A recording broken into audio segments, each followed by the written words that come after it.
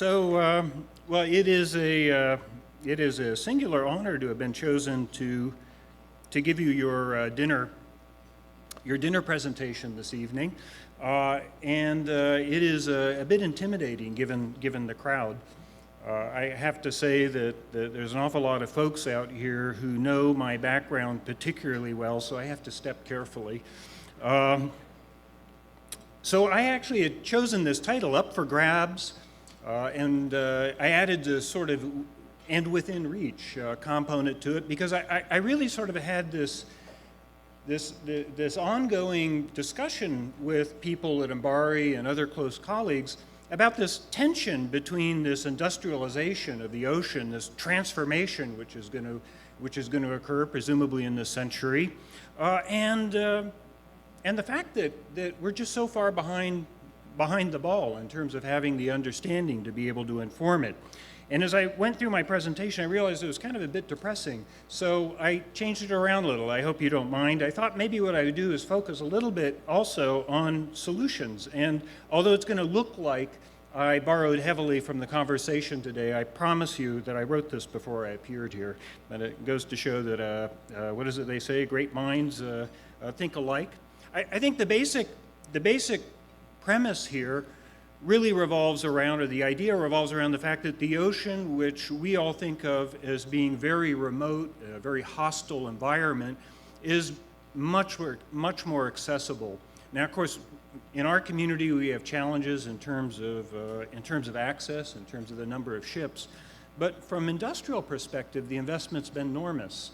Oil and gas industry is putting very large infrastructure in places where there are civil wars going on, in places off the coast of Africa, and in remote locations in the world. And this is sort of just a beginning of a larger move, perhaps, to sort of exploit the ocean for resources that we tend to, and do things in the ocean that we think of as terrestrial activities. So here's my kind of premise and the question that I want to pose. And I think that there's a lot of people in the audience here. I'll put a couple of ideas up, but there's certainly a lot of people in the audience who know the elements of this much better than I do. But my premise is that aided by new technology, this is fundamentally technologically driven, we're going to industrialize. And by we, I mean humans. We're going to industrialize the ocean in the next several decades, in the next century. So we're going to be doing things out there and causing changes to the ocean in ways that presumably we're going to have a real need to predict. And the issue is that our observational capability is really unlikely to develop to the point where we'll actually be able to provide some sort of timely input as to how to manage that. And so the question really revolves around what can we do to improve the situation. And that's really sort of the piece I want to get to last. So this part of it, I think, has been hit several times during the day. We are on a growing world. You can see sort of different projections of where that endpoint of population might be. I was born in the early 60s, 61, so the world has more than doubled in population in my life, and it's going to have tripled, hopefully, before I die. So I think that this is a pretty amazing transformation for one species. Now, if you think about what this means in terms of what we demand of our planet, here's a great graphic which I got from a friend at a very large mining company. And from their perspective, they look at sort of very far out in terms of where they need access to resources. And what you can see is that, of course, the developing economies actually demand much more resources. And the interesting thing to me was that the resources that developing economies demand really are more food. I was a bit surprised about that. But they do begin to wire their houses. They electrify their country. And so things like copper and electricity are also things which increase. So the basic observation out of this is most of the population is well down to the left of this. It's down in the emerging side. I mean, people are living on $1 or $2, a few dollars a day down at that end. And presumably, as time goes on, they're going to be becoming more prosperous, and that increasing prosperity drives a set of needs. Why should we worry about those as ocean impacts? Well, I mean, I don't think this is any big stretch. I don't probably have to do much to convince those of you in the room. Our history has really been intertwined for the last few centuries with an interaction with the ocean. I mean, you just look at a map, most major cities on the planet are on the ocean or on waterways. We project power over the ocean. We use the ocean as a barrier, perhaps to the threats from other nations. And so you have this picture has a naval ship in the foreground. In a way, our attention should really be drawn to the background, which is the city, which is, in effect, the ocean is a route of commerce. So, you know, this is the environment where we have shipped most of our goods. Today it costs, what, a few cents, really, to send a T-shirt from China to the United States. But we're going to start doing much more in the ocean. And I think one of the questions really revolves around how our relationship with the ocean changes, how it transforms. What kind of transformations might we expect? And so I was really delighted. The first panel had some folks from the fishery, and I remember hearing them say a couple of times that they thought that actually some of the critical sciences really revolve out of fisheries. And in kind of, as I've canvassed people before this talk, I kind of came to very similar conclusions. You know, one of the things that will happen is we will go from gathering wild fish to cultivating fish and cultivating other organisms at lower trophic levels, to mariculture. And what this graphic just shows is what that means, what the possible limits to that are. And the lower limit kind of shows where we are now, and aquaculture is actually beginning to catch up with wild fisheries in some places in terms of, in some types of, some categories as a source of protein. But it's really limited by the fact that you have to feed these fish that you're raising in captivity, which it turns out is mostly done by feeding them other fish and products of fish. And there's a limit to that. And so under these growth rates here, you know, you reach those about sort of 2040 there, and then after that you really have to start getting a little trickier in terms of where you get your nutrients from to feed the fish. And the idea here is that you'll start using various combinations of perhaps agriculture and various forms, cultivating other lower trophic levels. And if you look at the top there, the assumption is that you're going to use fairly large areas. So the thing here is that as we move from hunting to agriculture, we may actually have a much larger impact on different trophic levels in the environment than we think about. And of course, if you think of all of the lessons that were learned in farming, presumably we're going to learn those lessons with aquaculture and mariculture only on a larger scale. Now the other thing is, and I'm not going to talk about oil, I don't think I have to talk about that much with folks here. We all know that we're getting more oil from the ocean environment, and particularly from deeper water. But one of the things that's really been very interesting in the last few years is that there's been this increasing focus on other mineral resources in the deep ocean. So Nautilus Minerals, that some of you may have heard about, a company which has been pursuing some finds off of New Guinea. These are basically sulfide deposits. So you remember back in the 70s, everybody was going to go after manganese nodules. Now it's sulfide deposits is one of the hot things to go after. And these really require development of a whole new infrastructure. And this isn't just one company, this is a growing movement to this. And one of the really particularly interesting aspects of this, and something that perhaps should alarm this room, is it's increasingly what's increasingly occurring is folks are interested in doing, countries are interested in doing this in international waters. And now you have to keep in mind that mineral shortages come from, or resource shortages come partly from the fact that you do sometimes have less resources on the planet, but other times they come from political reasons. So for example, Japan's need to access rare minerals from the deep ocean really comes from the fact that China cut them off of their source of rare earths, rather than that the rare earths are really rare. Now, why would you go into the deep ocean for this? Well, one reason has to, you can really extract out of this chart here. And what you can see here is the copper production over a period of over a century. And then you can see the run of mine grades. So in effect, how much copper is in that material you're pulling out of the ground. And what you can see is there's much less copper in the material, but copper production has been going up. So where does the ocean fit in this? There's Solwara mine there that these folks want to produce off of New Guinea is up at over 8%. So it's literally off the chart here. And so the mining folks that I talk to tell me that this is why they're interested. They think this is incredibly rich find and it's going to be much easier to extract. And I know, again, that there's people in the audience, like the former head of USGS, who can probably comment on this. Other things that we might be doing, actually to the right there, wind power. If you look at the UK and what they're doing, their installation of wind power up in the North Sea literally rivals the oil expansion that occurred in the North Sea boom.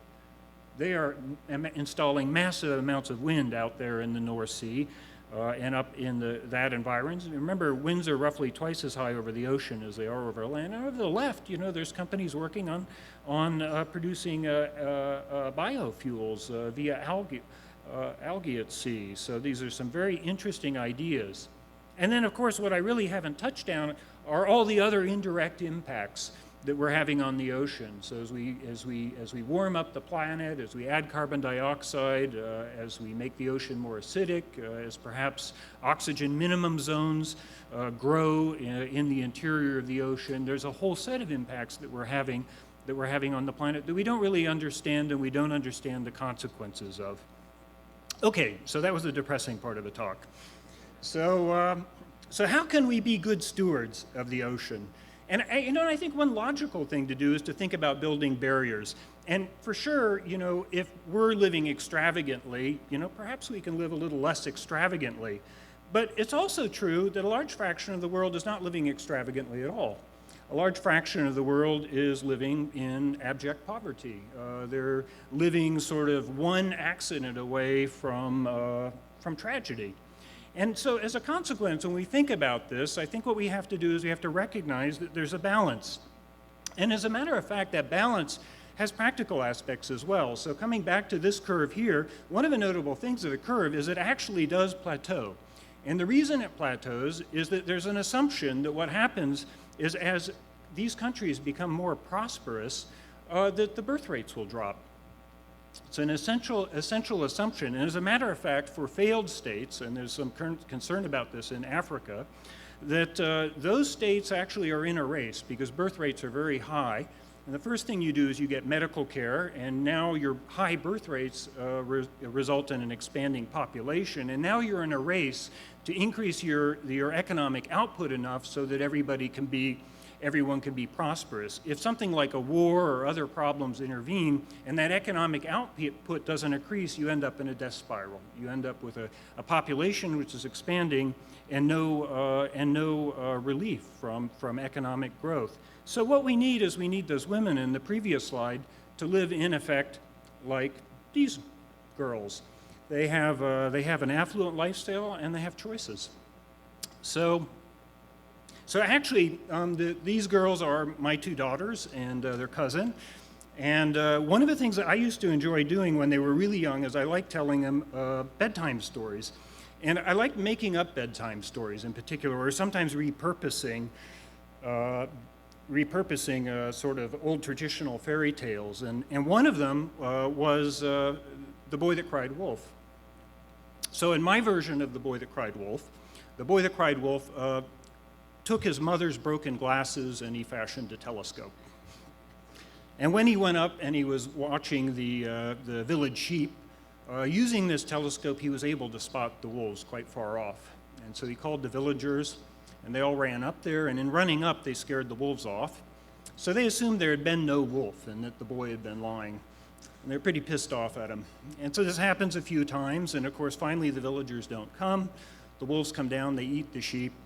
And it's sort of, at that point, it's kind of like the old fairy tale, but in my version, what happens is a little boy's uncle is visiting, and a little boy's uncle takes the little boy back to the city because he's so impressed with his telescope.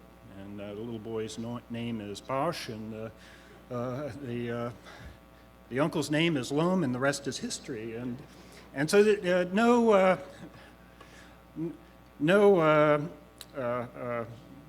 relation to real characters, of course, but the point of this was to kind of fathers' way of manipulating their kids to convince them, to tell them that you could work hard and other people might not see the value of your input, but eventually you could succeed. And then the people that had been so mean to you, their sheep would get eaten. So they liked this story. But there's another way to take this story. And the other way to take this story is really, in a sense, it's very lonely to be the only one who sees a problem. It's really lonely to be the only person who has a telescope. If the rest of the village had a telescope, maybe they would see the warning too, and then maybe the sheep wouldn't have been eaten. And so I think I want to spend the rest of this talk talking about, what we might do to create a more open ocean. And I have to admit, I've been inspired a lot by hearing about the open ROV activity, and there's a lot of really interesting activity going on around this area. And I for my part, in a way, it kind of goes back to my roots, because I started by wanting to make very small, cheap ROVs, and over time, AUVs, they got a bit bigger. So how might we make a more open ocean? And we heard in the final panel there really what this story is, which is that under the current funding plans, we're going to begin to retire ships faster than we replace them, and our oceanographic fleet is going to decline. So we're going to have a real fight in order to maintain the oceanographic fleet at the same levels we're at. And we certainly need ships. But the argument is that we're not going fast enough at the rate we're going now. So how can we come up with more scalable technologies to go faster? So one way to think about that is to think about, of course, much less expensive things. And when I think less expensive, I tend to think smaller.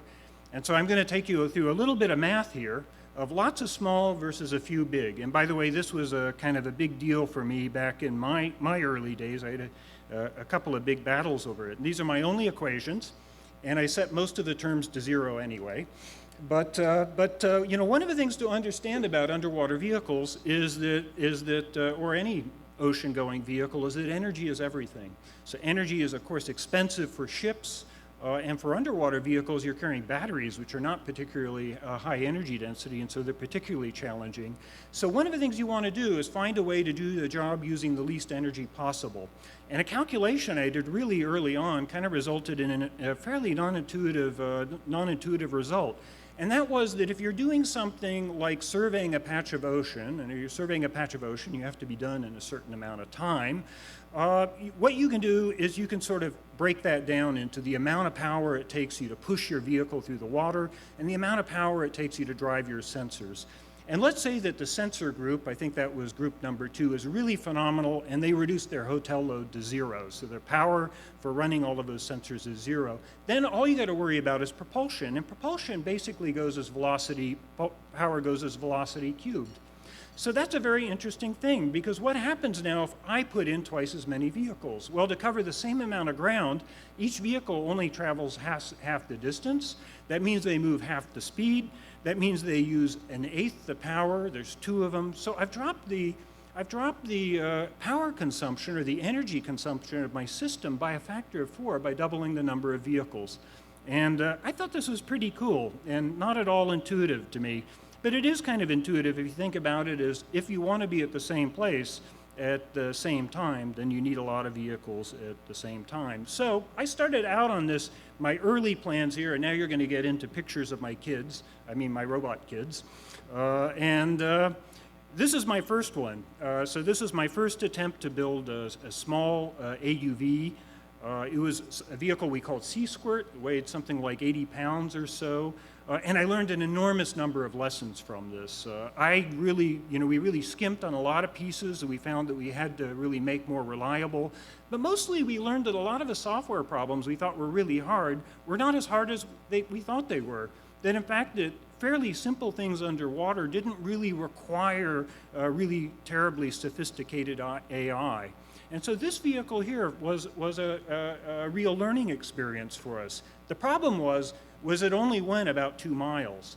So what we did in the next vehicle was we made a vehicle that actually was much more energy efficient. And so this is Odyssey. It was a low drag fairing inside, and kind of our idea was build something that's not only can go further, but actually can go deeper.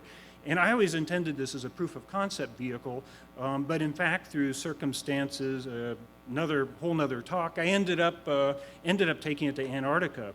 Marcia figured prominently in this one when she was back at MIT, actually. And actually, for me, this was, just as an aside, one of those transformative experiences which totally changed the direction of my career. I was really interested in robotics, but it wasn't until I went to sea out here in this Antarctic environment on this ship, where frankly everything broke, that I really discovered how much I enjoyed this unbelievable environment, this incredibly fragile planet. So here we are with this vehicle out I guess in this case here near Palmer Station. We actually had the vehicle go under an iceberg. So when we got back, we got some O&R funding, and we now have really learned a lot more about what was wrong with our platform. Again, we had skimped on a bunch of things. O&R funded us to come to an ice camp. And this ice camp actually, you heard that I've known Henrik for quite a while. Well, I ended up at this ice camp largely by Henrik, and it was a sea ice mechanics, understand what are the mechanics of sea ice so that you can use it to do better models of how the sea ice responds to climatic conditions. Now, what we didn't understand was that in fact they had put the ice camp in a rather precarious spot.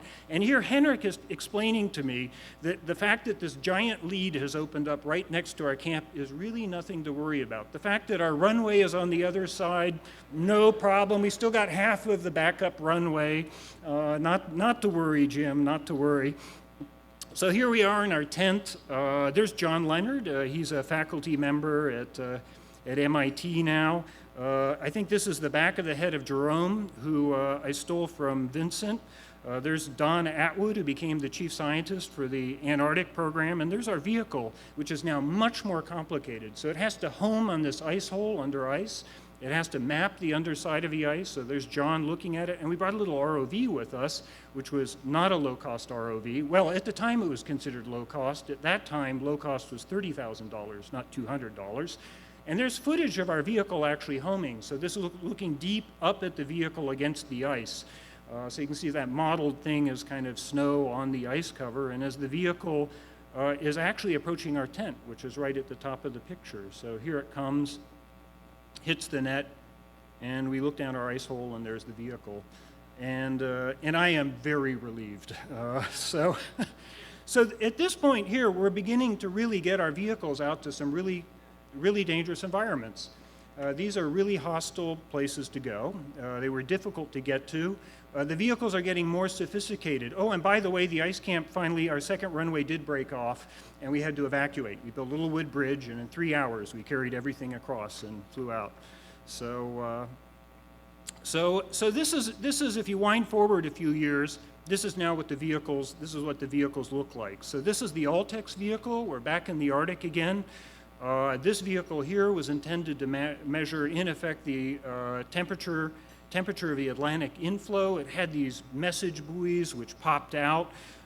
They would sort of reballast themselves, melt upright. They had a lithium pellet. They'd melt through the ice. They'd pop an antenna out and telemetry their data back, because we didn't really think we would get the vehicle back. And here, these vehicles here actually became sort of the progenitor of a whole series of vehicles. So this vehicle, there's a military variant of it, there's an oil and gas variant of it, and here's an MBARI variant of it. So I think Charlie tomorrow might talk about some vehicle from the mapping vehicle. This is our Dorado, of course, out at MBARI. Now, if you come forward a few years, one of the things that kind of bothered me with these big vehicles is not as many of them got built as I hoped. And so my next chance around, after I did a stint as director of engineering, I got back to actually really do my work again. I built these, we started work on what we called this long-range AUV, and one of my requirements was that it couldn't be more than 100 kilograms, which meant at the end it was 120, but which is kind of the way things go when people attach sensors to it. But the idea was that it would last so long that you wouldn't use a ship. You'd pull it out with your Boston whaler, and it would in effect be a vehicle that would really sort of operate at sea for an extended time, because one of the incredible changes that occurred was we could now talk to it by satellite, which of course at the beginning of this we couldn't. The other thing was that these glider vehicles, these buoyancy-driven gliders, which are amazingly energy efficient, had really inspired me with a number of capabilities that we then turned around and integrated into our propeller-driven vehicles to get better performance. So we added a buoyancy system, and we added the ability to shift weights internally. And what does this mean? Well, in the upper right-hand corner there is Monterey Bay. And what you're seeing there is the path of our vehicles. It's left Monterey Bay and is heading now out to the California Current.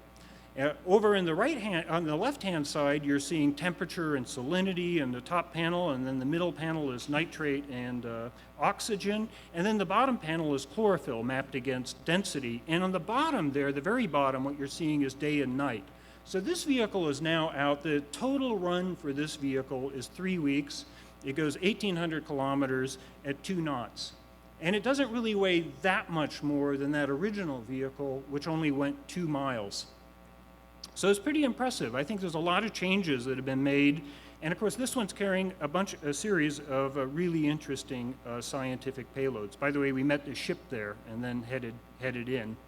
So let's now sort of wind to why things have improved so much. Because I think that this is an interesting story, because there's some trends here that imply that this is very far from the end point of what is possible. So at the core of these early robots, we had these 68020 microprocessors. They're 40 megahertz. I think we splurged and we got the math coprocessor. We had this 3-axis compass, accelerometers, no Wi-Fi, no GPS. GPS was a big thing, which a ship had, not something you stuck in an AUV back then. Lots of serial ports. We were really good at serial ports, and it pulled an enormous amount of power.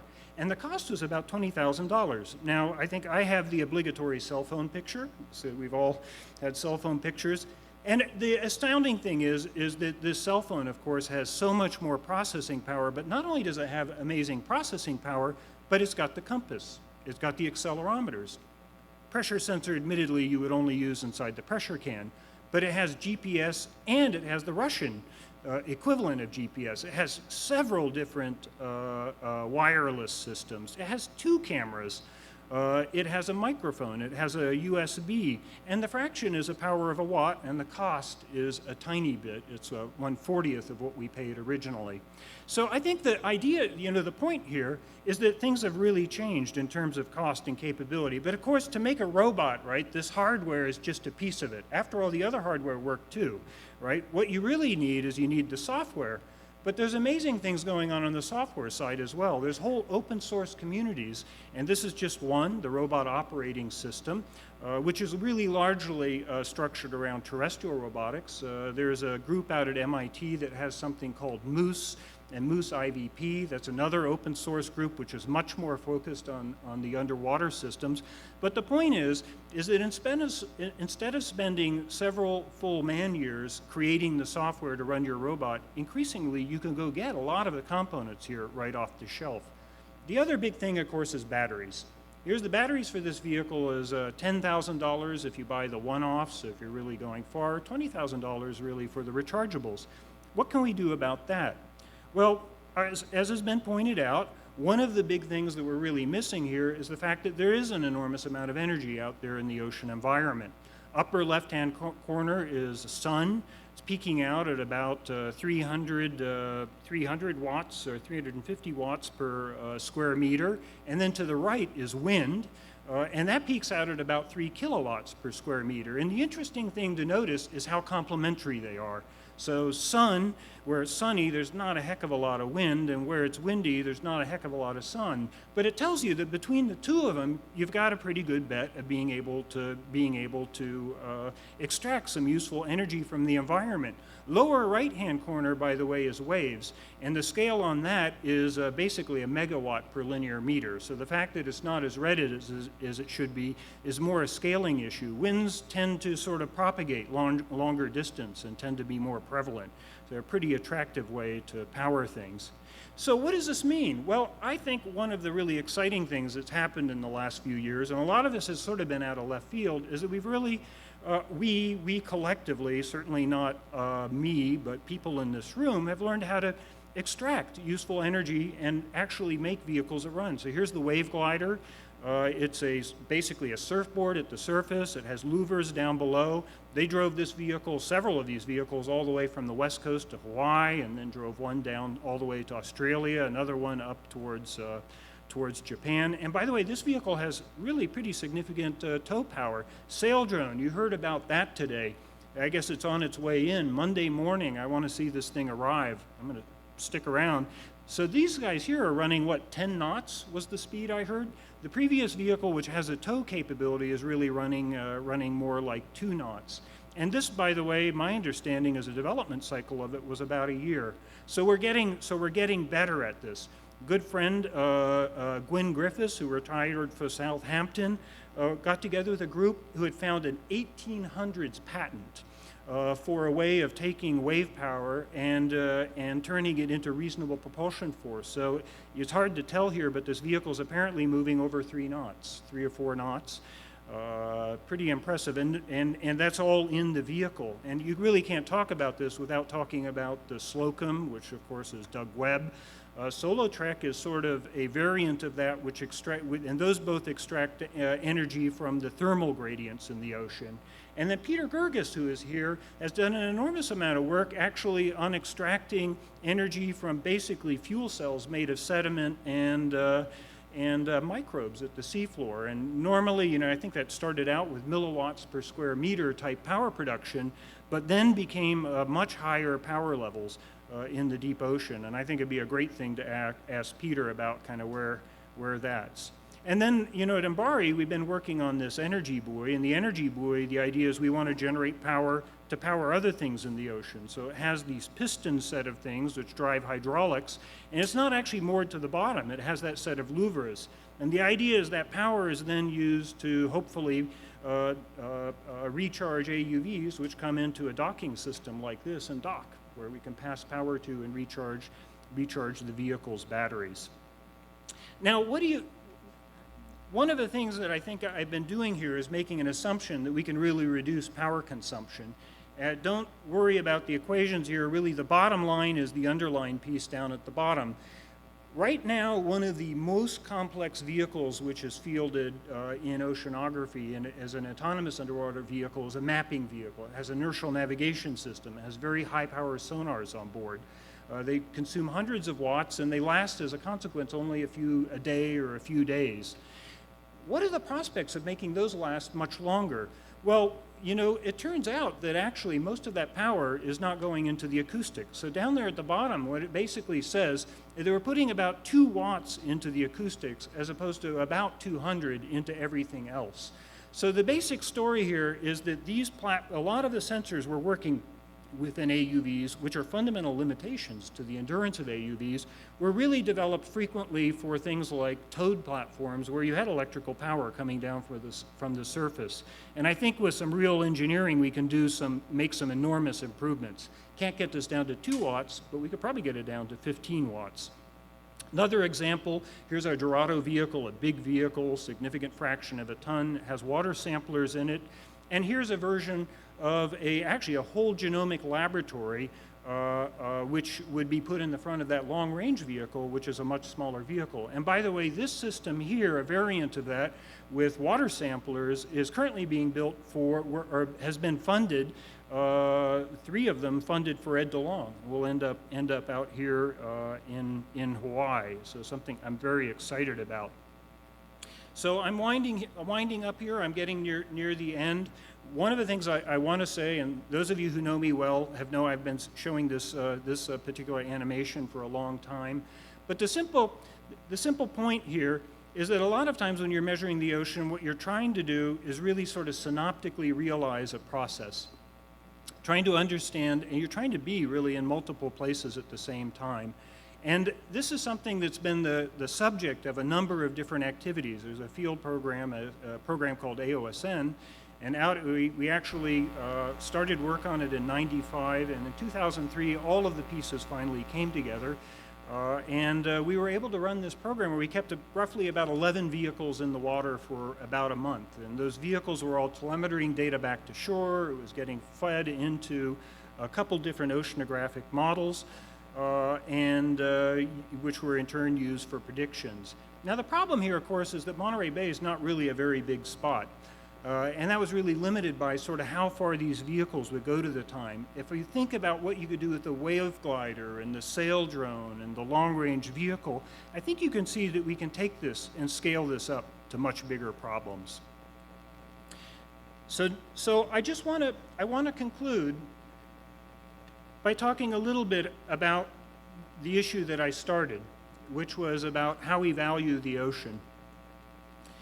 I think that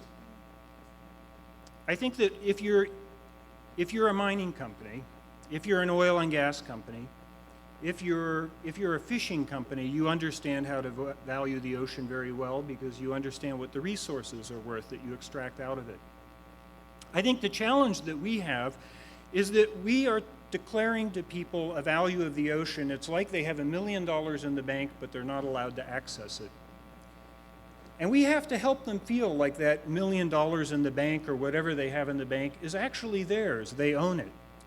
So I think there's a very real prospect here of creating sort of an oceanographic observation system which actually includes things that are maybe the future variants of the open ROV, you know, whatever the open AUV might be, or the open UAV, or whatever. These combination of systems are things that right now require real specialists to do. But what if 10 years from now we're getting together and the vehicle that's coming ashore here that was sent from California was built by a group of high school students? I don't think it's out of the question. So I think with that I'll end, and thank you very much. Thank you so much, Jim.